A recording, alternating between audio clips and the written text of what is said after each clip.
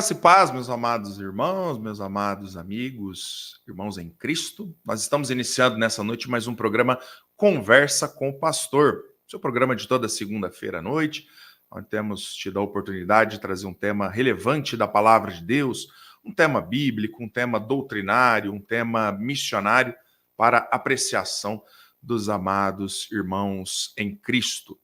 A princípio, peço a você que se inscreva no nosso canal, Conversa com o Pastor, ative as notificações para que você possa, toda segunda-feira, ser lembrado dos nossos vídeos, que temos produzido para o conhecimento dos amados irmãos. Bom, hoje o nosso programa ele não é ao vivo, ele é gravado, mas eu tenho uma alegria muito grande hoje de poder trazer este convidado que vai participar conosco, Pastor Paulo Cristiano. Eu já vou adicionar ele aqui à tela, Pastor Paulo Cristiano, Pastor Batista, da Primeira Igreja Batista de São José do Rio Preto, responsável pelo canal Defensores e também um dos colaboradores ali junto do pastor Flávio Martinez, do pastor Joaquim de Andrade, do pastor Paulo Romero, do canal CACP, do Centro...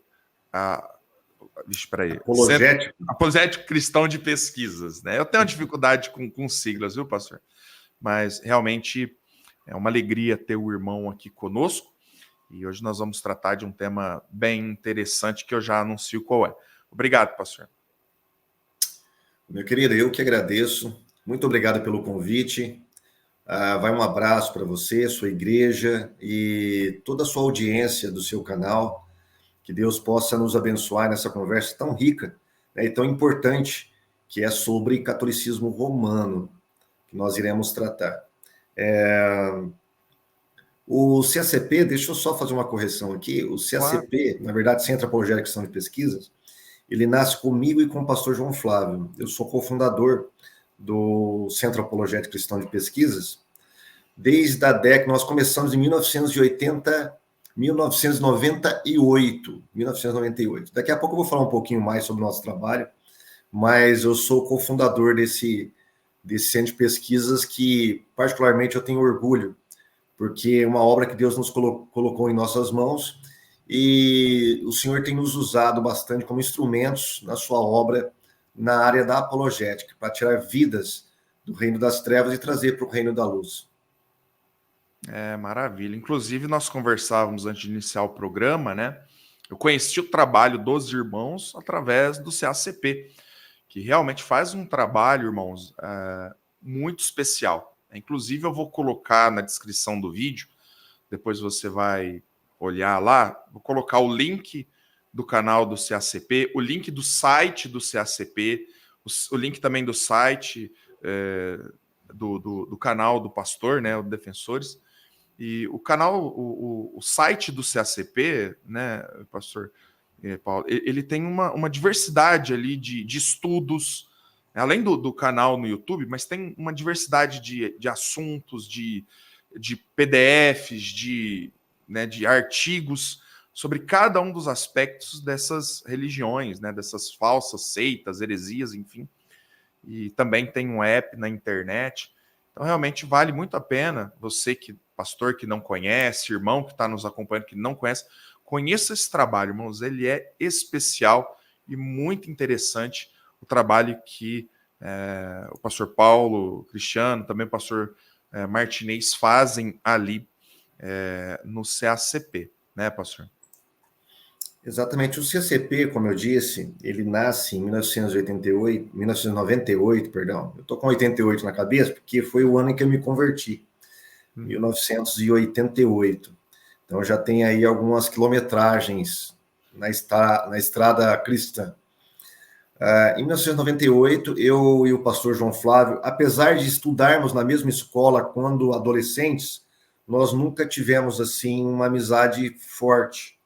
Mas depois do colégio, nós seguimos caminhos diferentes. Ele se converteu em uma igreja, eu me converti em outra igreja. Eu me converti na Assembleia de Deus, porém, eu tenho uma trajetória anterior aí, como eu disse ao irmão, antes de começarmos o programa, na Igreja Batista Independente, com mais ou menos uns 11 anos de idade,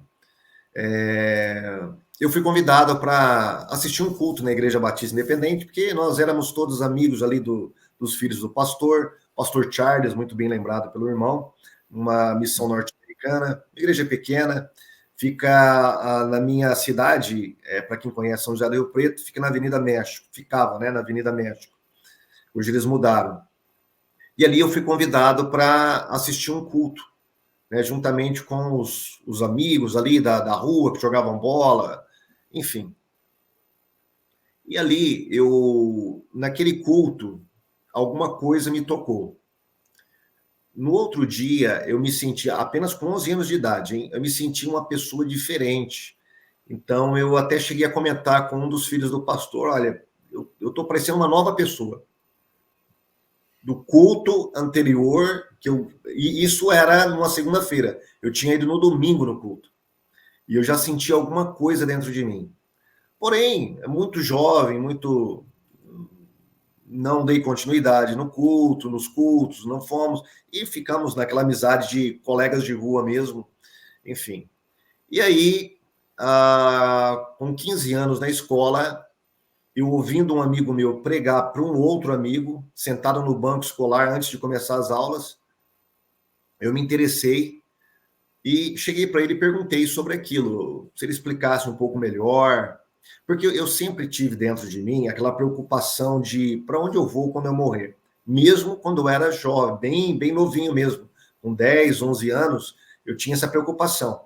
E como eu era católico, eu ia na igreja católica, fazia todas a liturgia da missa, participava, a primeira comunhão, fazia parte de procissões, fui em várias procissões com a minha avó, nas ruas, rezava Pai Nosso, Ave Maria, principalmente à noite, conforme a minha vida, a minha consciência me acusava, aumentava-se as rezas de Ave Maria e Pai Nosso. Quantas vezes eu dormi puxa vida, perdi as contas. Aí tinha que voltar tudo novamente, rezar os Pais Nossos e Ave Maria, para poder tentar fazer uma penitência ali para pagar ou tentar perdoar os meus pecados, ou pelo menos aliviar a minha consciência. Então eu não conhecia nada da palavra de Deus, nada, nada. Eu conhecia a religião católica, né, que era a religião da minha família. Mas, enfim, com essas preocupações, né, eu ouvi um colega meu pregar para o outro, apesar de eu não gostar de evangélico, mas eu ouvi ele pregar e me interessei, e pedi mais explicações para ele. E ele prontamente me explicou, me convidou para ir na igreja, aí eu fui, era uma Assembleia de Deus, e ali, como de costume, nas Assembleias de Deus, eles fazem um convite para quem quer entregar sua vida para Jesus. E eu entreguei minha vida para Jesus ali, e com 15 anos de idade, e fui batizado, depois de uns 2, 3 anos eu fui batizado, uns 2 anos, mais ou menos, eu fui batizado, e permaneci na Assembleia de Deus até mais ou menos uns 10, 11 anos atrás. Depois eu comecei a congregar na Igreja Batista por algumas questões não doutrinárias, mas burocráticas mesmo, mais de práticas, enfim. E eu comecei a congregar na Igreja Batista da minha cidade. Eu já dava aula na Igreja Batista, tinha uma sala de teologia, onde o CACP tinha implantado, e ali eu vim a me tornar membro com toda a minha família. Depois, mais ou menos de uns 3 anos ali congregando, fui convidado pelo pastor se eu não queria fazer o meu concílio, né, para ser efetivamente pastor da igreja. E ali eu fiz o concílio, passei no concílio, durou 8 horas o meu concílio. Tinha algumas questões que os pastores não aceitavam muito, devido a alguns entendimentos pontuais em teologia, mas deu tudo certo e no final aí eles me aprovaram como pastor batista e cá estou eu. Em 1998, então, voltando um pouco, eu conheci, ou fui levado a conhecer por essa pessoa que havia pregado para mim com 15 anos de idade, que era amigo de ambos, do pastor João Flávio e meu amigo também. E aí um dia ele me viu e tal, ele falou assim, olha, tem um rapaz que também gosta do que você gosta aí, de mexer com seitas e tal, porque eu já fazia um trabalho já de pesquisa, né? Uhum. Eu falei assim, quem é? Ele falou assim, olha, é o João Flávio, você lembra dele e tal, da escola? Eu falei assim, olha, eu não estou muito lembrado, não. Aí ele nos apresentou um para o outro. E aí eu percebi que o pastor João Flávio fazia o mesmo trabalho de apologética que eu, mas ele estava um pouquinho mais avançado, já estava até lançando um jornalzinho, que nós tínhamos um jornal no começo do CACP, chamava... Poxa, eu esqueci o nome agora, é tão antigo. Eu esqueci o nome, daqui a pouco eu lembro. Isso é mal de pastor Batista. E ali nós começamos um trabalho em conjunto e não paramos mais. Veja, o CACP foi uma das primeiras, assim, posso dizer, instituições a trabalhar com a internet efetivamente. O CACP começa na internet depois que a internet chegou no Brasil. Depois de 10 anos que a internet tinha chegado no Brasil, nós começamos um trabalho com uma página simples. E depois se transformou em um portal que hoje é assistido, acessado no mundo inteiro, nos 5 continentes. Nós recebemos e-mails de irmãos de todos os continentes agradecendo, dando o seu testemunho, e também pastores seminaristas que usam o nosso trabalho. Eu tive a grata satisfação de ouvir do pastor Paulo Romero, que quando ele era pastor na Mackenzie, ele utilizava muitos dos nossos trabalhos com seus alunos lá. Também pastores que lançaram livros, por exemplo, o pastor Silas Malafaia, ele cita o nosso trabalho, o trabalho do CACP, particularmente um trabalho meu sobre catolicismo. Ele tem um livro sobre a Igreja Católica e tem uma parte do livro que ele usa o nosso trabalho, ele cita também, e vários irmãos aí afora que usam o nosso trabalho como base, né, como fonte de pesquisa para fazer as suas literaturas, os seus vídeos, enfim, seu trabalho de apologética. Uhum. Maravilha. Realmente o trabalho do CACP ele é muito, muito especial. E fica aí, né, o meu convite, pessoal. Acesse depois que terminar a conversa. Você pode acessar aí os links, né? Você vai começar a acompanhar o trabalho do CACP no YouTube. Eu vou dizer, você não vai parar mais, né? Porque é uma quantidade grande de vídeos, né, semanais, né, que são lançados de todo esse trabalho que é realizado. E para trás, meus irmãos, tem muita coisa, né? De vez em quando eu estou no carro, eu estou fazendo alguma coisa, algum trabalho manual aqui em casa, eu vou lá, coloco lá, né, o pastor Paulo Cristiano falando, o pastor Martinez também, né, falando, né? Aliás, esses dias o pastor Martinez está com alguns trabalhos, né, da igreja, ele não tem produzido muito conteúdo, a gente tem sentido falta, né, do pastor Martinez aí no trabalho do CACP, ele sempre muito voluntarioso, sempre abordando aí vários temas, né? O pessoal calvinista não gosta muito dele, não, né? Mas enfim, pastor. Ele tem um quezinho aí com o calvinismo.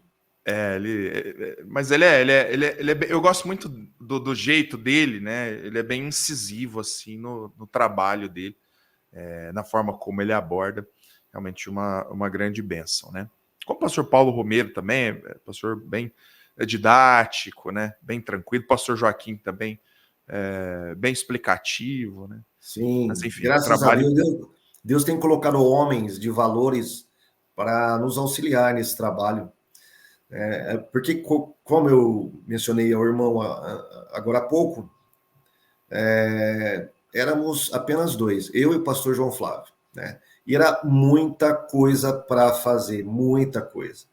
E quando o pastor João Flávio foi para a faculdade de História, que ele cursou História justamente para a apologética, como eu cursei também Ciências Sociais para apologética. Quando ele foi, eu fiquei sozinho trabalhando no CACP, porque ele não tinha tempo. Era a igreja, era o serviço secular e era também a faculdade. Então é muita coisa. E eu fiquei sozinho, produzindo tudo e trabalhando com tudo, todos os tipos de seita, escrevendo, fazendo pesquisa, então foi muito trabalhoso. E aí Deus foi colocando pessoas em nosso caminho. Umas delas, nós agradecemos muito a parceria, pastor Joaquim de Andrade, para mim, um dos maiores, é uma referência em apologética no Brasil, pastor Joaquim de Andrade. É, assim, um missionário, um evangelista nato e um grande apologista. Para mim, ele é uma referência. Também saudoso pastor Natanael Rinaldi, que a gente carinhosamente chama de guru da apologética. A gente apelidou ele de guru da apologética simplesmente porque ele não gostava de ser chamado de guru. Então, é todo moleque, né? Na época era todo molecão, 20 e poucos anos. O pastor Joaquim tinha, acho que 30 e poucos anos. O pastor Joaquim foi o escudeiro do pastor Natanael Rinaldi. E ele foi um dos pioneiros, principalmente na área de adventismo no Brasil. E ele começou o ICP, o antigo ICP, né? Foi diretor do ICP, presidente de honra, depois grande pesquisador, escreveu muitas matérias na antiga revista Defesa da Fé, né? Produziu muita pesquisa, muitas coisas que nós temos hoje em apologética no Brasil é devido ao trabalho pioneiro destes homens. E nós tivemos a grata satisfação de conhecê-los, e não só conhecê-los, mas tê-los como parceiro e como referências para nós. Outro, pastor Paulo Romeiro também, que é um grande homem de Deus, um grande estudioso da palavra, um erudito, e nós temos a satisfação de tê-lo conosco também como amigo e como parceiro. Maravilha, realmente louvado seja Deus por estes homens, né, que trabalham na área apologética, uma área tão essencial, né, e uma área que não para, né, o pastor Paulo. Todo dia tem como diz um irmão em Cristo aqui da nossa igreja aqui, todo dia tem uma novidade nova, né, para ser combatida, para ser trabalhada, e é isso. Bom, pastor, vamos adentrar. Diabo não dorme, não. O diabo não dorme. Não dorme. Ele está sempre atento aí às novidades, né? O pessoal, eu não gosto de tecnologia, não gosto de tal coisa, eu não me adapto a determinada... Eu vou dizer, o diabo, ele continua trabalhando, continua, né, usando aí de todos os meios para os seus propósitos ilícitos. Bom, pastor Paulo, vamos entrar no tema do catolicismo, né? Eu, na verdade, tinha em mente convidar o irmão para falar um pouco sobre esse suposto movimento de conversão, né, de evangélicos ao catolicismo, né, algo que não existe em volume, mas que realmente tem aí alguma questão, algum fundamento. Nós vamos tratar especificamente sobre isso, né? Mas eu achei interessante, pastor, a gente começar falando um pouco sobre o que é o catolicismo e quando ele começou, né? Eu vi já muita coisa dizendo assim, o catolicismo, né, ele começou com Constantino, né? Constantino foi o fundador da Igreja Católica. Outros que defendem o catolicismo falam, não, Pedro foi o primeiro papa, né? Outros dizem, não, o catolicismo é uma construção já do século IX, do século X, do século VIII, porque antes as coisas não eram assim. Qual que é a visão do pastor, especificamente e historicamente, sobre essa mudança, né? Porque não há dúvida, né? Hoje, o que é catolicismo é diametralmente oposto da fé dos apóstolos, da fé de Jesus, da fé dos primeiros apóstolos. Mas como que o irmão tem assim, essa visão de como iniciou o que hoje nós conhecemos como a Igreja Católica Apostólica Romana? Muito bom. Ótima pergunta, viu? Porque há muita desinformação nessa área, principalmente pelo lado evangélico. Muitos irmãos que nasceram na igreja evangélica, ou mesmo que se converteram, eram católicos e se converteram, eles não conhecem a fundo o catolicismo, não conhecem a história, principalmente a história da igreja. Então, isso na hora de você fazer um julgamento de valor, isso pesa muito. Então, para piorar as coisas, nós temos alguns livros, né, e alguns ensinamentos populares dentro da igreja, de que realmente Constantino foi quem fundou a Igreja Católica. Isso aí dá, assim, um balde de vídeos, lives para os católicos caírem em cima e desmentirem, né? Porque realmente não é verdade. Por exemplo, tem um apologista católico aí que fez um vídeo recentemente refutando aquele adventista, Rodrigo Silva, né, que ele diz que Constantino fundou a Igreja Católica. O Rodrigo Silva, ele faz parte de uma seita, a Igreja Adventista do Sétimo Dia. Ele ganhou popularidade na internet, né, se tornou aí o garoto propaganda desta igreja, devido também à sua função de arqueólogo. Mas ele, quando ele parte para a história, ele vê a história de acordo com o prisma da sua igreja, da Igreja Adventista do Sétimo Dia, da ideologia teológica da Igreja Adventista do Sétimo Dia. E, claro, a gente sabe muito bem que a Igreja Adventista, a história do cristianismo contada por ela é completamente distonante do que realmente os manuais, que são os manuais de história da Igreja, de outros historiadores.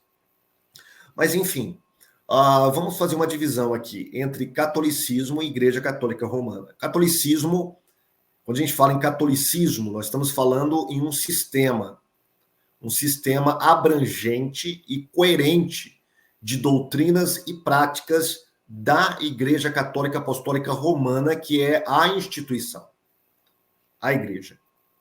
Quando nós falamos Igreja Católica Apostólica Romana, nós estamos falando sobre uma instituição já em desenvolvimento a partir do começo da Idade Média.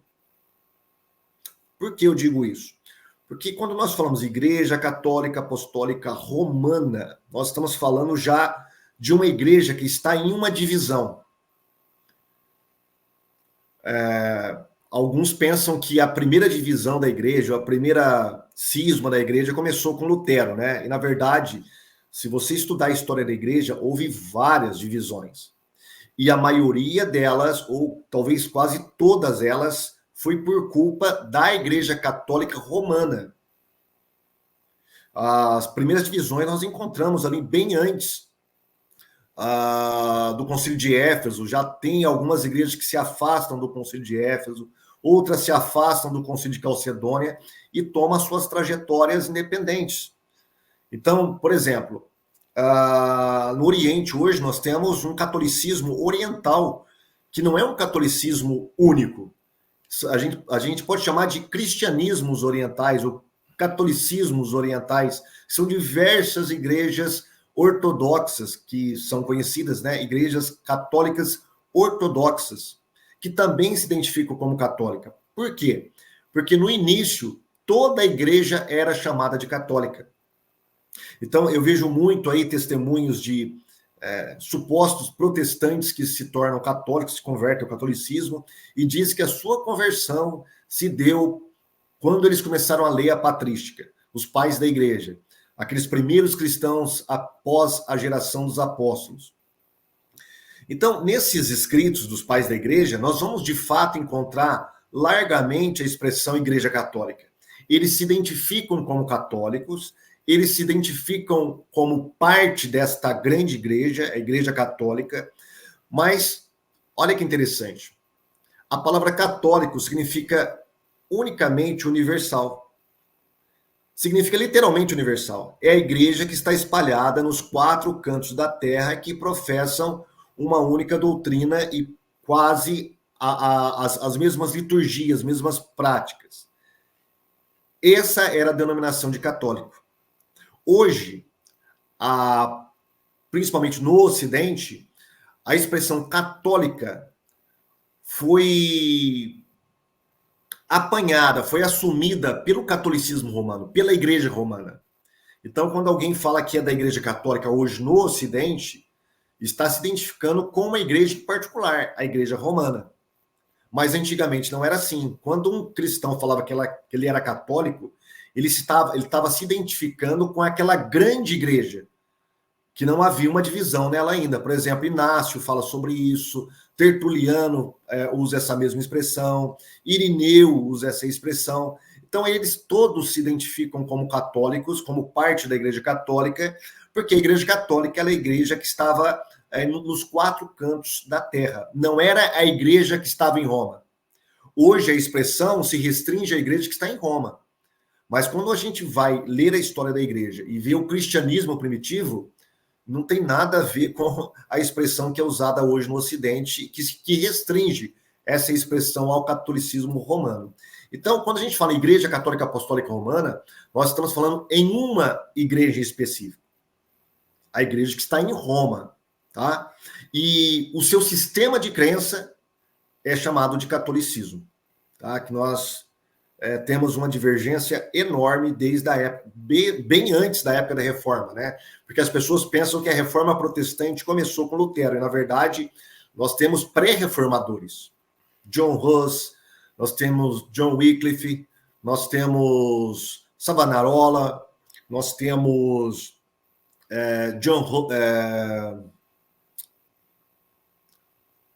esqueci o nome. Me fugiu o nome da Inglaterra, né?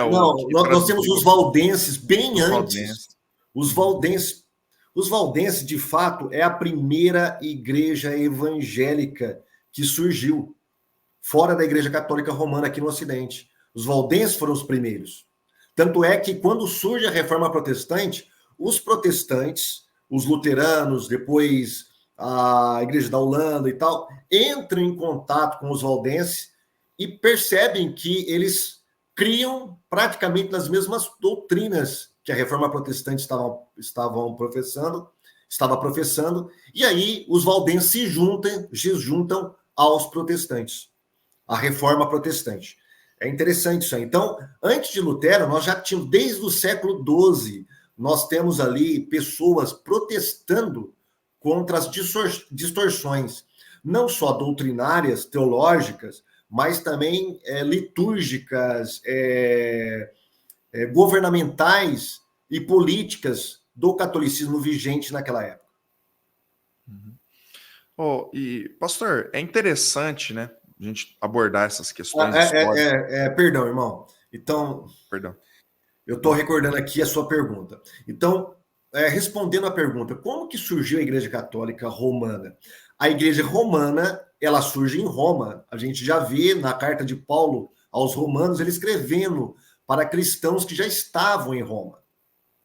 Né? Há uma lenda aí, a partir de Irineu, de que Pedro e Paulo fundaram a igreja em Roma. Sendo que a gente não tem nenhuma base antes de Irineu para falar sobre isso. Aliás, os historiadores católicos atuais já estão admitindo que não há nenhuma base histórica para dizer que Pedro e Paulo fundaram aquela igreja. Provavelmente foram os forasteiros ali de Atos, capítulo 2, da festa de Pentecostes. Ao se converterem, levaram esse evangelho para Roma e fundaram ali as primeiras comunidades cristãs. Então, a igreja romana, ela vem desta época. Então, a gente percebe, o século I, Paulo escrevendo aos romanos. No século II, nós temos Inácio escrevendo a igreja em Roma. Tá? Inclusive, quando ele escreve a igreja em Roma, ele nem menciona nenhum bispo, nem bispo ele menciona.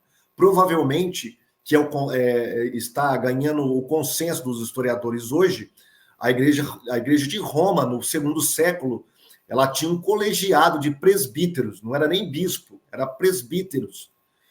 Somente no século III, que um desses presbíteros galga ali a proeminência e se torna o bispo, que está ali supervisionando um colegiado de presbíteros.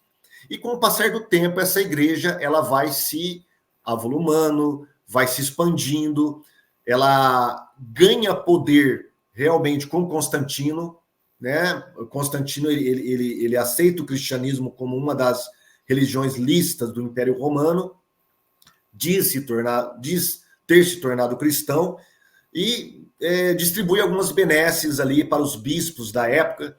E como a igreja romana estava na capital do Império, é claro, isso é uma questão sociológica, política, ela ganha proeminência. É a igreja que está onde está a sede do imperador, pronto. É a igreja cujo bispo tem acesso direto e mais fácil ao imperador. Diferente, por exemplo, da igreja dos africanos, lá de Cartago, de Antioquia, a igreja de Jerusalém, tá? Que estão distantes. A igreja de Roma, não. Ela está bem próxima ao imperador, ela dialoga com o imperador se torna o defensor da fé cristã, tanto é que ele convoca o primeiro concílio de Nicéia, no caso Constantino, e aí sim, com seu filho e sucessor Teodósio I, aí sim, o cristianismo se torna oficialmente religião do Império Romano, a religião estatal do Império Romano. E aí ela ganha o nome de católica. Católica por quê? Porque todos aqueles que professavam o credo de Nicéia eram chamados de católicos.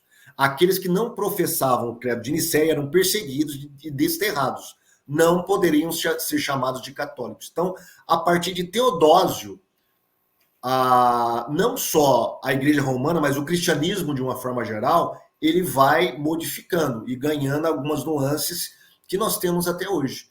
Mas da Igreja de Roma, que o apóstolo Paulo escreve na sua carta àqueles irmãos ali, até a Igreja Católica atual, existe um abismo enorme.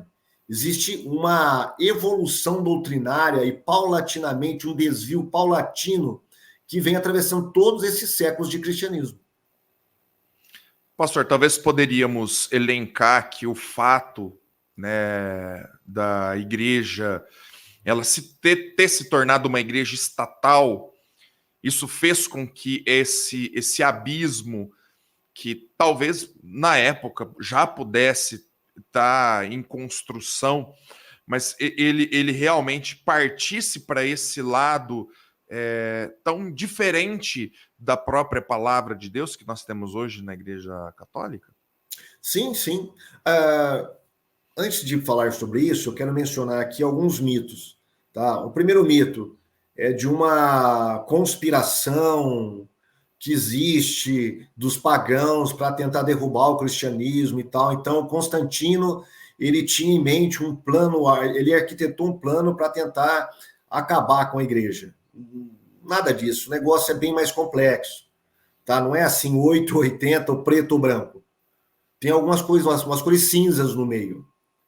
Por quê? Isso é fruto de um contexto histórico, cultural, político e religioso da época.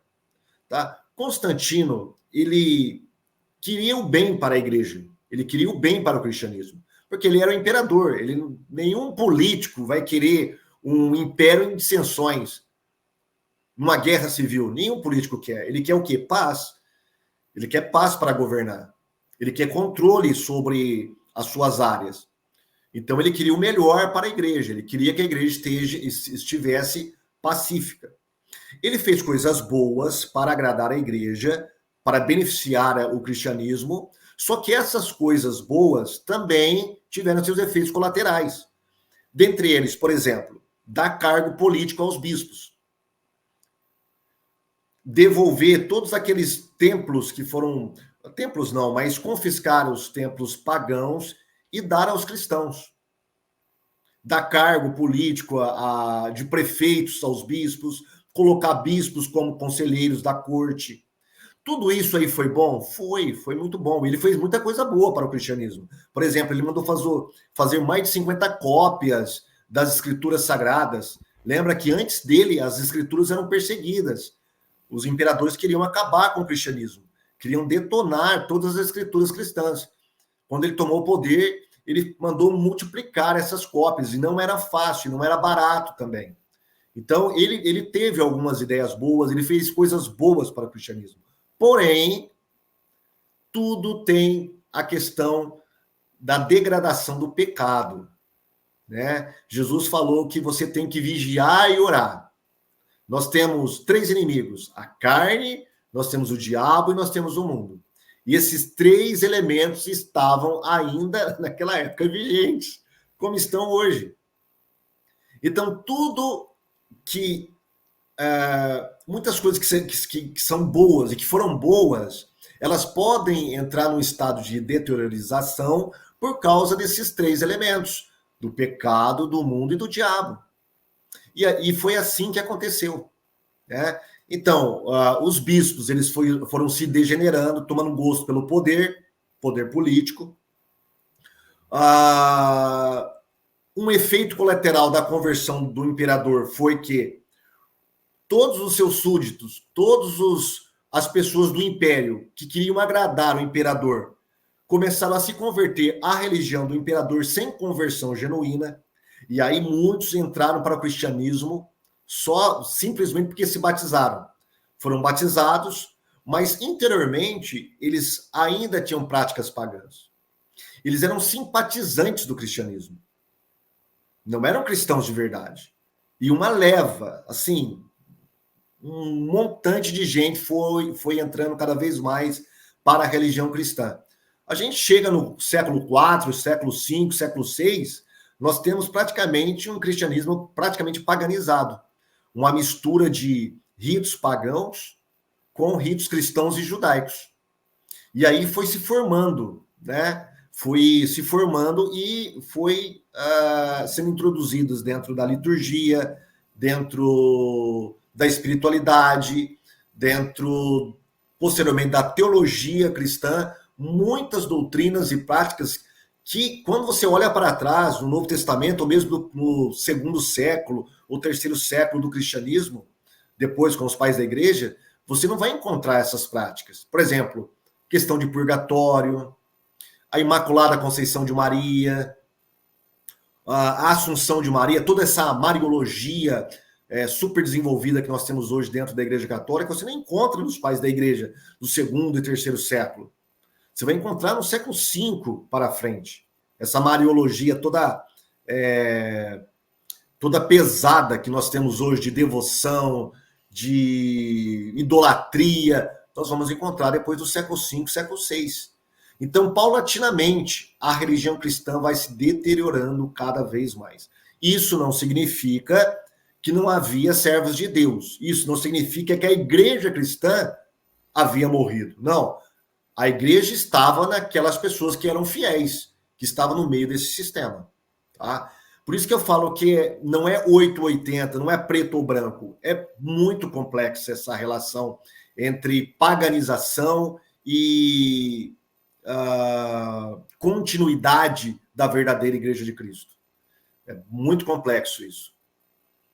Tanto porque, né, pastor, se a gente verificar, se tudo fosse 880, não haveria reforma protestante, não é verdade? Não haveria nenhuma semente, né, do evangelho genuíno naquelas pessoas, né? Mas, né, e eu creio que isso é algo pessoal meu, eu creio que realmente Deus sempre tem um remanescente, né, mesmo nos momentos mais escuros da história desse mundo, né, onde realmente a Igreja Romana ela tomou um vulto tal, né, que ela praticamente dominou todo o espectro da fé, né, monopolizou o espectro da fé, né, mas o fato mesmo de haver pré-reformadores, reformadores na Europa e pós-Idade Média, né, finalzinho ali da Idade Média, ver que havia realmente um sentimento no povo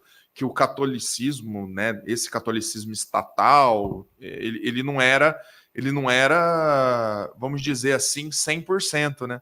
Mas existia ali pessoas que tinham seus pensamentos, né, fiéis à verdadeira palavra de Deus, ainda que, né, pastor, também nós temos que ser sinceros, ainda que com algumas nuances dessas práticas católicas. Foi o que alguns desses reformadores, né, eles tiveram aí ao longo. Então você vê a questão, né, de Calvino, né? Calvino, né, eu não estou falando aqui calvinismo, nós não estamos entrando nesse, não é o tema, mas ele tinha algumas práticas claramente católicas, o fato de ser aí praticamente um governador ali de Genebra, né, e algumas dessas práticas até inquisitórias. O próprio Lutero tinha ainda algumas práticas muito arraigadas no catolicismo que foram se aperfeiçoando, né?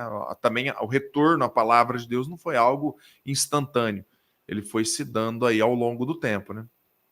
Sim, essa questão da reforma, por isso que muitos falam, né? A igreja é reformada sempre se reformando. A igreja ainda está no contínuo de reforma, né? De depuração de muitas práticas que não são bíblicas. Veja bem, o título reformadores, ele é sintomático. Ele nos leva à concepção de que eles queriam não sair daquela igreja. Eles queriam reformar a igreja.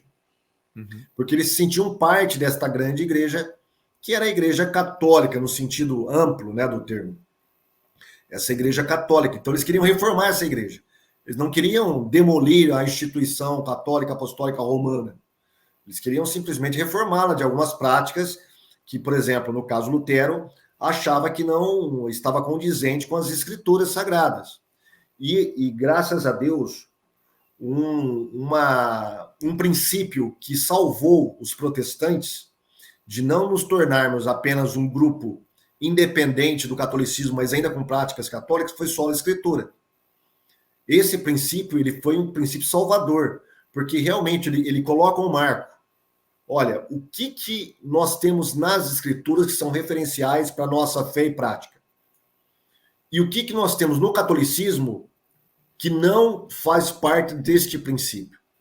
E aí a partir deste princípio, dessa navalha, eles foram depurando o que não tinha base nas escrituras sagradas. Mas mesmo assim, muitas coisas que eles consideravam que não havia agravo contra a fé cristã, eles conservaram muitas coisas do catolicismo. Nós podemos citar aí, principalmente as igrejas tradicionais, as chamadas igrejas reformadas e mais tradicionais, como os presbiterianos, a própria igreja luterana, né? Há várias divisões da igreja luterana hoje. Existe uma igreja luterana mais evangélica, mais com cara de evangélica.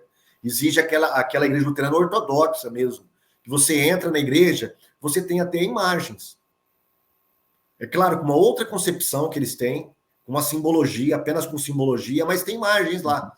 Eles não consideram a imagem como algo que é agravante à fé cristã para eles. O que é agravante é você prestar homenagem ou devoção ou ter alguma prática supersticiosa em relação às imagens, mas ter a imagem ali apenas como um símbolo, refletindo alguma coisa, para eles não vêem nenhuma agravante à fé cristã. Outra coisa, o batismo infantil, que vem de longa tradição dentro da Igreja Católica, né, as próprias roupas, né, as vestimentas. Então, eles conservaram muitas coisas ainda deste velho catolicismo, eles conservaram.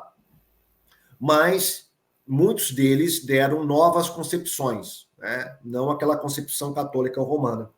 Então, talvez seja por isso que seja atraente para muitos desses reformados o catolicismo romano. Tá? Então, eu tenho para mim que essa identificação, esses resquícios ainda com a Igreja Católica que os reformados mais tradicionais têm, seja aí uma ponte para muitos desses reformados estarem indo para o catolicismo romano. Exatamente, pastor. E até adentramos especificamente no assunto, né, que a gente tinha em mente no início da live. Tem surgido aí, né, um certo modismo. E eu vou dizer, né, que esse modismo ele se traduz mais em propaganda do que em números, né? Então, quando você vê, se você digita aí no YouTube, protestante que se converteu ao catolicismo, aí você vai encontrar várias pessoas ali. Testemunho de fulano de tal que se converteu do protestantismo ao catolicismo. Fulano sai da Assembleia e vai para a Igreja Católica. Ex-pastores, né, se tornaram, né, como eu fui de ser padre, de ser pastor para padre. Então, assim, há muita dessa coisa na internet. Isso não se refere em números, nós estamos falando de um movimento, né? A igreja evangélica, né, não está perdendo várias pessoas que estão lotando. Não é isso, né? Mas é interessante, é uma propaganda que está sendo feita. E como o pastor bem mencionou, na verdade, nós temos dois caminhos que a gente tem identificado que prioritariamente tem, entre aspas, buscado aí essa conversão, né? São pessoas que têm saído das igrejas evangélicas, têm seguido dois caminhos. O primeiro é o que o pastor já mencionou, né? É aquela pessoa que está na fé reformada, né? E de repente começa a se identificar com simbolismos, com a história, e vai e tudo, e não aquela ideia de tenha ainda um resquício ali com a igreja romana e que num determinado momento resolve, entre aspas, vai voltar para casa. E tem também uma questão política aí, né? Que também é uma outra vertente que logo mais a gente vai falar, né? Que está muito no fato de hoje, né? A direita, é uma questão política, a direita no Brasil, que foi muito reavivada pelo filósofo Olavo de Carvalho, né, que ele era claramente anti-evangélico e pró-católico, né, pró-catolicismo, e isso reverberou aí, e muitos desses influencers de direita, né, são pessoas católicas que não têm o menor pudor, né, de dar cursos, de vender cursos, de fazer trabalhos, de tentar convencer aquelas pessoas que se identificam com a direita, né, de tentar arrastar elas para esse viés católico. Isso é um trabalho, como a gente comentou antes, né, pastor, que o Brasil Paralelo está fazendo, né? É um trabalho de, além de levar a direita, levar também o catolicismo a essas pessoas aí. Exatamente. Você colocou bem a expressão fenômeno. Fenômeno é aquilo que é visto, né?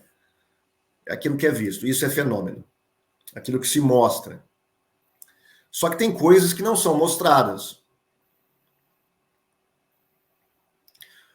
Eu acredito que essa onda de conversão de, entre aspas, evangélicos para o catolicismo se deve mais ao marketing católico do que realmente a uma realidade que está acontecendo no Brasil. Uma realidade que, olha, quem olha assim pensa que, puxa vida, a igreja evangélica está se esvaziando e todo mundo indo para o catolicismo. E esse marketing é tão forte que eu percebo nos vídeos que eu faço, né? Nos comentários, vem vários católicos comentar de outros vídeos de outros irmãos, de outros apologistas também. E eles falam assim: puxa, eu estou vendo muito, é impressionante o número de evangélicos, de pastores que estão se convertendo ao catolicismo. Aí você vai contar meia dúzia de pastores desconhecidos. Muitos deles nem conheciam teologia, nem conheciam história da igreja, nunca teve contato com o catolicismo romano. Ouviu um catolicismo popular, como eu disse no começo. A igreja evangélica ela é culpada de criar, muitas vezes, espantalhos de outras religiões. Aí, quando as pessoas entram em contato com essas religiões e elas percebem que aquilo não é daquela maneira, conforme foi mostrado para elas, elas ficam desiludidas, e isso é uma ponte para essas pessoas serem convencidas dos argumentos daquela religião. E eu não estou falando apenas do catolicismo. Isso é espiritismo, isso é testemunho de Jeová, adventismo do sétimo dia, por aí vai. Então, aí a necessidade, meu irmão, da verdadeira apologética, tá? De apologistas sérios, honestos, comprometidos com o reino de Deus e comprometido, acima de tudo, com a verdade. Que tem conhecimento de pesquisas, que não é uma pessoa que achou legal ser apologista e falar contra as outras religiões e sai aí fazendo artigos, falando do que vem na cabeça dele, do que ele ouve, do que ele ouviu. Nada disso, você tem que trabalhar com fontes. Por isso que eu e o pastor João Flávio fomos para a área acadêmica. ele fez história enquanto eu fui fazer ciências sociais. Em todos os meus cursos que eu fiz, que eu sou pós-graduado em ciências da religião, em sociologia política, porque a apologética abarca tudo isso. Então, você tem que ter uma base de pesquisa séria, acadêmica, com obras primárias, com metodologia, tudo certo. Porque senão você vai trazer aqui apenas espantalhos, que vai ser facilmente derrubado pelos seus adversários, pelos seus antagonistas. No caso aí, muitos deles, né, derrubam essa ideia de que Constantino fundou a Igreja Católica. Que besteira é essa? Constantino que fundou a Igreja Católica? Outro mito que é passado dentro das igrejas evangélicas, a respeito dos reformadores. É criado todo um romantismo sobre a figura dos reformadores. Olha, os reformadores, é quase que eles tinham... quando você lê alguns livros da Reforma Protestante, parece que você vê uma auréola em cima da cabeça de Lutero, de Calvino, de outros, né? Não, esses caras, eles foram, assim, normais, são pessoas normais. Eles foram santos e pecadores, como nós somos santos e pecadores. Lutero, ele errou demais. Ele fez muitas coisas bárbaras e falou muitas coisas erradas. Calvino também. Calvino também. O pastor João Flávio aí é um especialista nessa área, ele sabe falar muito melhor do que nós. Ele tem mais elementos históricos para trazer e mostrar como que os reformadores não foram essas criaturas românticas que é pintado muitas vezes em livros protestantes. Aí o que acontece? Quando um desses protestantes que vive dentro da sua bolha nunca teve contato com outra religião, nunca entrou dentro de uma igreja católica, nunca viu como que é uma missa, como que pensa um católico de fato, nunca se aprofundou na teologia católica, na liturgia católica. Quando ele entra em contato com um católico assim que tem um pouco mais de conhecimento, e ele vai derrubando facilmente esses espantalhos, ele fica perplexo, ele para, ele trava. E aí começam os questionamentos. E aí, como todas as seitas fazem, né, eles começam a questionar a sua própria fé. E começam a comparar, ó, tá vendo?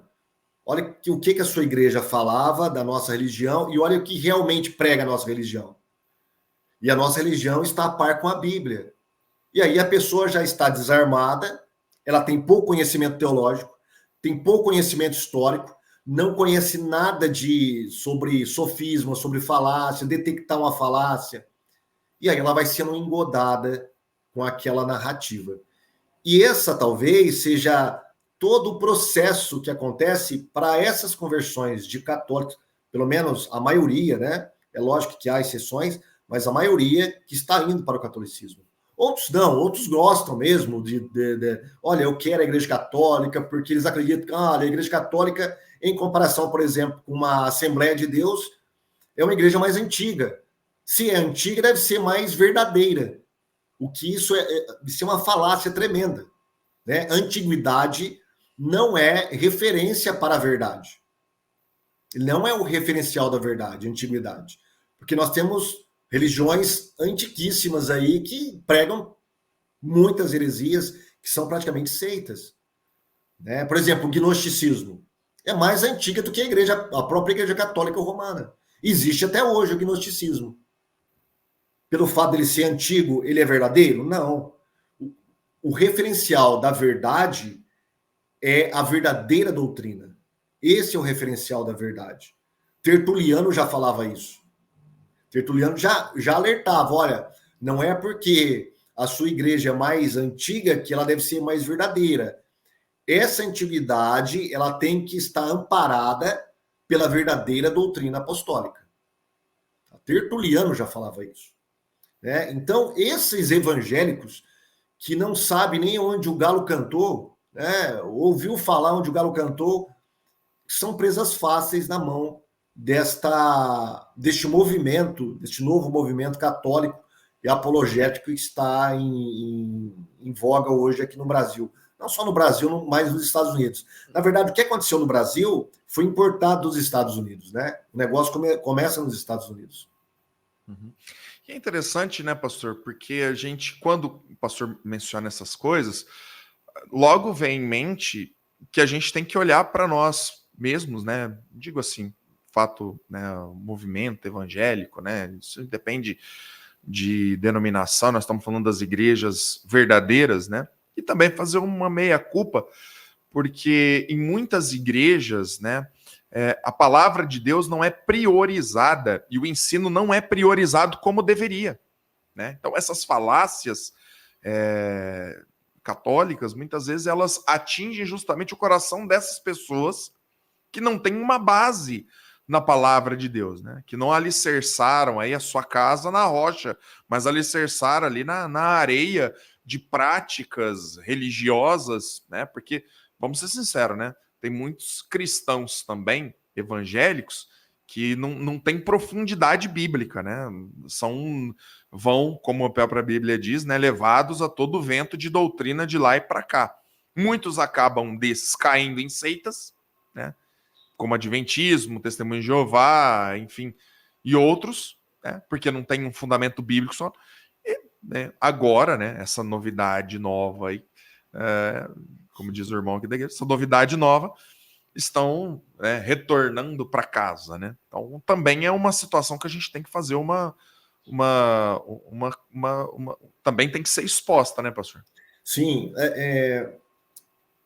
eu acho que existem algumas razões que atraem as pessoas para o catolicismo. E todas essas razões, ela está atrelada a uma falsa imagem que o catolicismo passa para as pessoas. É um falso marketing. Não sei se é um falso marketing, mas um marketing que traz uma imagem que não é verdadeira. E são 4 coisas que atraem as pessoas: a antiguidade da igreja, a catolicidade da igreja, a sua liturgia, né? E tem mais um item que eu não me lembro agora. Mas a unidade, né? Olha, a Igreja Católica é una. Dá uma olhada para as igrejas evangélicas. Todas elas estão divididas. Cada uma brigando contra a outra, calvinista contra arminianos, pentecostais contra tradicionais, e por aí vai. Eles vão citando, né? Aqueles que acreditam no batismo, os que não acreditam no batismo infantil, os que acreditam só em batismo de pessoas adultas, como os batistas, os presbiterianos batizam crianças, e vocês não se entendem, é uma verdadeira Babel. Enquanto a Igreja Católica, não. Olha o catolicismo. Aonde você for, em qualquer país, você vai ter a mesma Igreja Católica, sob a direção de um mesmo e único Papa. Uau! A pessoa olha, e geralmente aqueles evangélicos que não conhecem nada de história da igreja, não conhecem nada de mundo católico, olha e fala, puxa, é verdade, né? Olha, assembleiano contra batista, batista contra presbiteriano, que é contra metodista, nessas doutrinas. Há umas divergências, mas na igreja católica não tem nada disso, eles todos acreditam no purgatório, todos acreditam no Papa, todo mundo... Aí o marketing é feito com uma força tremenda, em cima da ignorância das pessoas. Porque quando você vai estudar o catolicismo, de fato, você vê que não é nada disso. Tudo que existe nas igrejas evangélicas de diversidade existe dentro do catolicismo romano. Mas o que acontece? Dentro do catolicismo, isso é domesticado. Isso é controlado pela cúria romana. Por exemplo, vamos ver aqui entre pentecostais, a divergência entre pentecostais e tradicionais. Eu, por exemplo, eu sou um batista que eu não renego a minha herança pentecostal. Eu me converti na Assembleia de Deus, apesar de toda a experiência que eu tive, né, na Igreja Batista do pastor Charles, independente, ali eu tive realmente um toque sobrenatural de Deus. Depois eu fui ganhar um entendimento do Evangelho na Assembleia de Deus, né, e tenho toda uma herança pentecostal. Os meus amigos pastores, colegas pastores, eles não acreditam no pentecostalismo ou nos dons, enfim. Né? Há uma divergência entre nós, nesse caso. Tá? Mas será que essa divergência ela existe também no catolicismo? Claro que existe. É só você acessar hoje as lives, os vídeos dos tradicionalistas contra a renovação carismática e os carismáticos contra, por exemplo, os sedevacantistas. A Igreja Católica ela está se implodindo hoje em dia. Isso está vindo, com as redes sociais, tudo isso veio à tona. O que era maquiado antigamente, né, porque você não tinha redes sociais, as pessoas não tinham voz para falar, né, era meio maquiado. Ó, então, a Igreja Católica, ela é a Igreja Una, a Igreja Única de Cristo, é a única doutrina, a única coisa só. Hoje em dia, você vê que não é nada disso. Eles estão praticamente se matando. Hoje, praticamente, nós temos duas igrejas católicas hoje em dia. A igreja dos sedevacantistas, que não aceita o Concílio Vaticano II, e olha que o Concílio Vaticano II é um concílio ecumênico, e segundo o entendimento católico, todo concílio ecumênico é dirigido pelo Espírito Santo. E eles não aceitam. Então, existe um racha hoje dentro da Igreja Católica.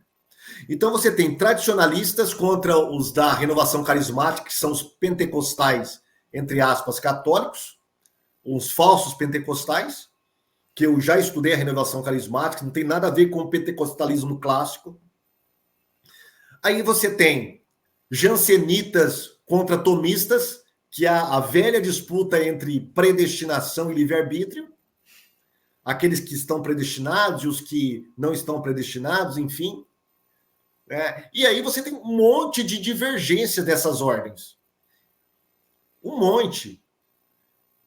Só que o marketing que é feito é muito bom, porque é feito em cima da ignorância dos evangélicos. Por exemplo, esse critério de unidade, quando o evangélico vê isso, ele toma isso como verdade na boca de um apologista católico, e ele não vai ver, ele não vai pesquisar a fundo, ver tudo que realmente existe dentro do catolicismo, ele toma isso como verdade e acaba sendo um anzol, uma isca para poder levá-lo ao catolicismo. Mas todas essas pessoas, preste atenção, ninguém sai de uma igreja ou de uma denominação simplesmente porque, olha, aquela pessoa tem a verdade. Não. Há muitas coisas envolvidas. Há pessoas machucadas, há pessoas que não concordam com, por exemplo, a administração, estão descontentes. Há pessoas que são muito críticas. Ela gosta de criticar tudo na igreja. Tudo, tudo, tudo. Então, quando ela pega esse gancho, né, sei lá, uma coisa está atraindo ela no catolicismo, sei lá, a antiguidade da igreja. Isso já é uma isca para atraí-la, e aí vem todo um volume de outros elementos, de outras questões, de outras complexidades que vão atuar sobre aquela pessoa para convencê-la a se converter ao catolicismo romano. Então, é uma junção de diversos elementos que fazem essas conversões, né, ao catolicismo. Como não só ao catolicismo, mas de outras religiões também.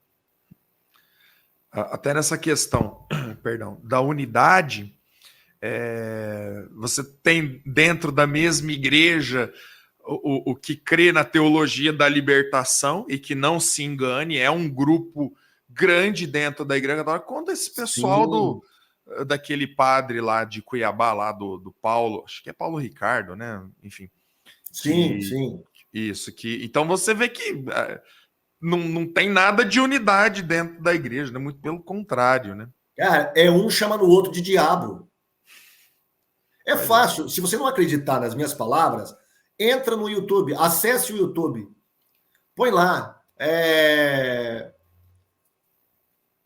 Papa Francisco, é o verdadeiro vigário de Cristo? Ou é o verdadeiro Papa? Você vai ver uma enxurrada de lives, de vídeos de católicos falando que ele é o anticristo, que ele é um Papa do diabo, que ele é um Papa que está dividindo a Igreja Católica.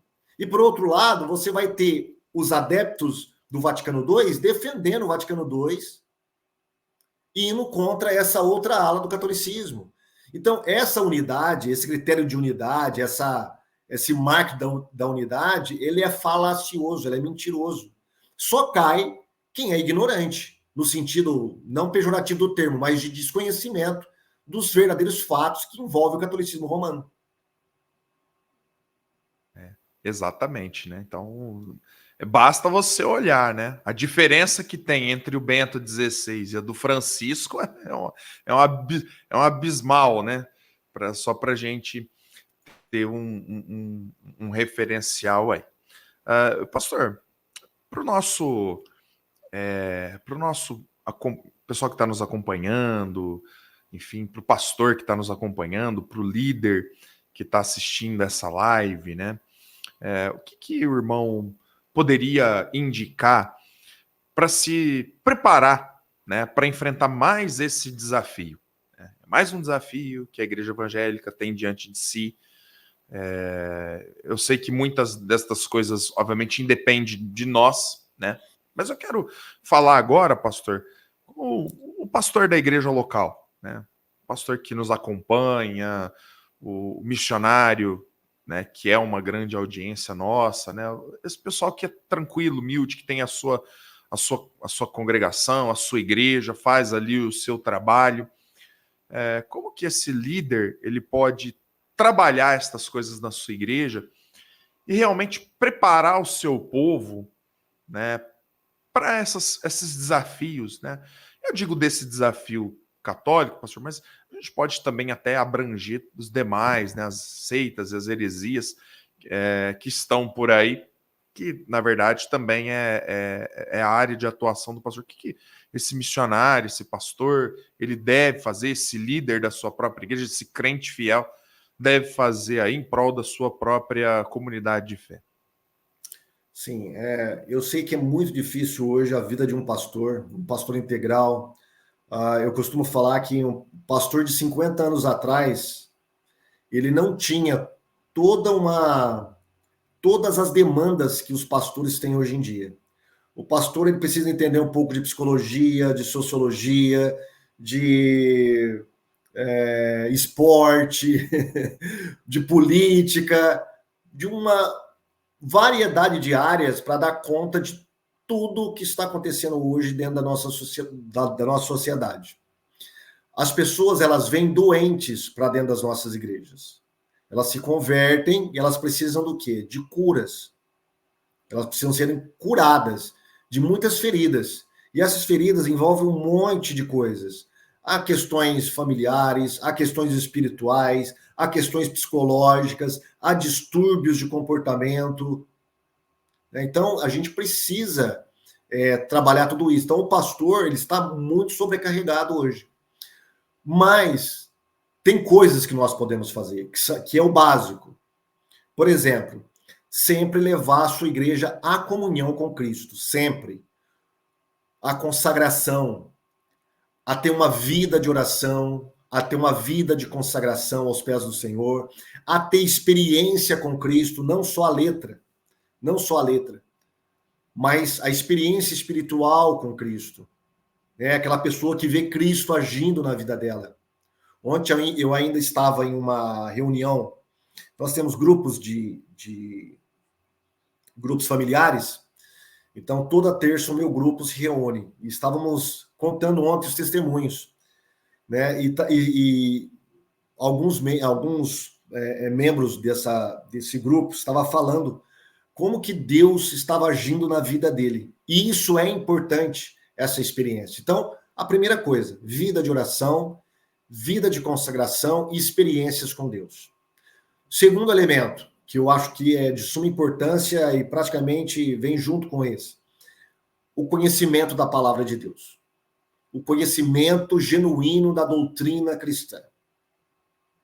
Tá? Não pregar a doutrina da igreja, da denominação, mas Bíblia, pregar Bíblia, doutrina cristã. Quem é Deus? Quem foi Jesus? Por que Jesus ressuscitou? O que é a vida cristã? O que é ser cristão de verdade? Né? Por que eu devo crer na Trindade? Quais são as respostas que a doutrina da Trindade dá para mim como pessoa e Qual é a importância da Trindade em todas as outras doutrinas cristãs? A Bíblia, a importância da Bíblia na minha vida. Então, todas essas coisas, todos esses assuntos importantes, ele deve ser ministrado com competência pelos pastores. E o pastor em si, ele deve ser um exímio teólogo, um exímio estudioso da palavra de Deus. Teólogo que eu falo, não necessariamente aquele teólogo acadêmico, que tem doutorado, mestrado, mas pelo menos uma pessoa que tem uma formação teológica, que sabe o que está falando. Eu lembro que eu tive um pastor que, uma vez, no culto de ensino, ele pregou que em Gênesis Deus havia criado dois homens, Adão e o homem. Eu questionei, pastor, de onde o senhor tirou isso? Aí eu fui descobrir que ele havia lido um livro mórmon. Um livro mórmon, estava pregando para a igreja isso. Então, veja bem, olha o perigo. Então, você tem que ter uma base sólida teológica para poder transmitir tudo isso à igreja, né? No terceiro lugar, eu colocaria também o ministério apologético. Tá? É uma ferramenta essencial e imprescindível hoje no ministério de qualquer pastor. Porque nós estamos cercados por vários tipos de seitas, vários lobos. E eu falo uma coisa, a internet é uma desses lobos paralelos. Tá? Por quê? Porque às vezes o membro não vai na igreja, o irmãozinho não vai assistir o culto, mas está lá assistindo o fulano de tal que você não sabe de onde esse cara é. Mas tem lá, sei lá, 500 mil seguidores, 1 milhão de seguidores. E ela vai engolir tudo que essa pessoa está ensinando e vai se contaminar cada vez mais. Né? Então, a apologética, ela entra como uma ferramenta para mostrar, ó, aqui está o erro e aqui está a doutrina verdadeira ortodoxa. Tá? Essa seita ensina isso, de fato, mostrando nos livros, na literatura da seita. Tá? Então, a apologética ela é essencial. E eu colocaria também a apologética até mesmo nos sermões. Nos nossos sermões de domingo, sermões pontuais, na Páscoa, no Natal, porque as seitas trabalham com tudo isso. Tá? E você não perde tempo em expor apologeticamente um sermão. E você ganha com isso. Você ganha muito com isso. Um sermão apologético, ele enriquece a vida da igreja. Por exemplo, eu estou falando sobre uma passagem da ressurreição de Cristo. Por que não mostrar os pontos de vista contrários a isso? E expor os erros teológicos, lógicos, históricos destes movimentos que professam contrariamente à nossa crença. Uhum. Tá? Então, eu acho que esses elementos básicos, ele está à disposição de qualquer pastor. E ainda por cima tem os ministérios apologéticos, como, por exemplo, o CACP, que pode ser levado às igrejas para dar seminários sobre seitas em particular, ou seminários abrangentes do que é seita, o que é heresia, para a igreja conhecer mais essa área, conhecer quais são as seitas que estão atuando no Brasil, como eles atuam, o que eles professam, o que eles creem, como rebater isso de acordo com a palavra de Deus. Eu acho que, basicamente, esses três elementos são essenciais hoje para vacinar as igrejas contra essas falsas religiões, esses falsos movimentos, ou mesmo esses movimentos tradicionais como o catolicismo romano. É verdade, pastor. Como diz 2 Timóteo 2,15, né? Procura apresentar-te a Deus aprovado, como obreiro que não tem do que se envergonhar, que maneja bem a palavra da verdade. Exatamente. A gente precisa manejar bem, realmente, a palavra da verdade. Bom, pastor Paulo, Cristiano, foi uma alegria muito grande ter o senhor aqui com a gente. Realmente, daquilo que nós falamos hoje, eu creio que respondeu de forma satisfatória esse movimento, essas coisas, que é aquilo que a gente está falando, né, professor? Não tem, assim, um número expressivo, mas faz barulho, né? Faz barulho, está na internet, e realmente o nosso povo, né, o povo de Deus precisa realmente, como o pastor bem falou, né, ter cuidado, manejar bem a palavra da verdade, nós como pastores, como obreiros, como líderes das nossas igrejas, né, locais aí, que a gente realmente possa trabalhar nesses tempos que tem tanta coisa por aí, né, pastor? O pastor bem mencionou o advento da internet. Eu costumo dizer, né, você na internet tem desde ministérios especiais, como CACP, como você aprende, né, muita coisa. Quanto você tem lá o Caio Fábio da vida, você tem lá esse pessoal aí pregando heresia, o Rodrigo Silva e outras coisas araiadas, né? Então, tudo isso está aí. Se você não tiver o filtro, você acaba engolindo aí todo tipo de heresia, de coisa que realmente não convém, né, pastor? Então eu Sim, quero. eu tenho uns minutinhos para indicar Pastor, por algumas favor, literaturas. todos os minutos, pastor, Tá bom. necessários. Eu só quero indicar aqui, para quem quer conhecer o catolicismo, não na sua forma popular, mas numa forma mais acadêmica, séria, e não apenas pontualmente com doutrinas. Olha, o catolicismo crê em purgatório. Ah, ele crê que Maria é a mãe de Deus. Ah, ele crê que o Papa é o vigário de Cristo. Isso não explica o que é o catolicismo. O catolicismo é muito mais complexo do que isso. É que nós não tivemos tempo nessa live para nós falarmos. A gente pode até fazer uma outra live um pouco mais completa sobre o que de fato está por detrás de todas as doutrinas. Como eu disse no começo, catolicismo ele é um sistema abrangente e coerente de doutrinas e práticas dentro da instituição católica romana. Então, para explicar isso muito bem, um pastor valdense, que ele congrega em Roma, na cidade de Roma, ele mora na cidade de Roma, tem uma igreja lá, ele é também um teólogo, Leonardo de Tirico, eu acho que é Tirico, porque ele é romano, né? Ele é italiano. Ele escreveu esse livro, que é parte do doutorado dele, Mesmas Palavras, Universos Distintos. Não é um livro caro, mas é um livro que te explica o que é, de fato, o que está por detrás das práticas e crenças da Igreja Romana. Tá? Isso aqui vai abrir um leque para você para entender por que o catolicismo crê como ele crê. Por que o católico bate na tecla que, olha, a transubstanciação é realmente o verdadeiro corpo de Cristo? Por que ele acredita que a Igreja Católica é a verdadeira Igreja de Cristo? É porque eles simplesmente acham que eles são os verdadeiros? Não. Por detrás disso, há toda uma complexidade de doutrinas, de princípios, de pensamentos.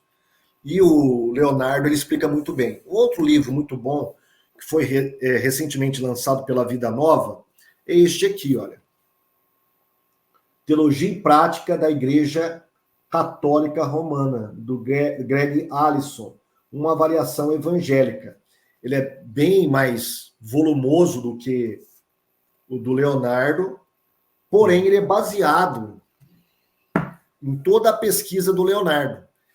O que ele vai fazer aqui? Ele vai trabalhar com catolicismo, com catecismo romano, catecismo da Igreja Católica.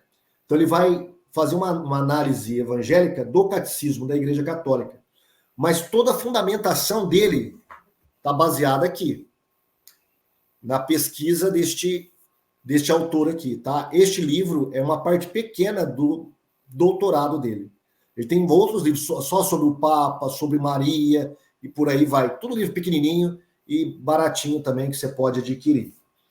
Tá? Então, esses dois livros, para quem quiser realmente estudar a estrutura do catolicismo, não da Igreja Católica Romana, mas do catolicismo, eu indico esses livros para você começar a estudar. Aí, para doutrinas pontuais, nós temos diversos livros. Aqui atrás, eu tenho na minha biblioteca, diversos desses livros.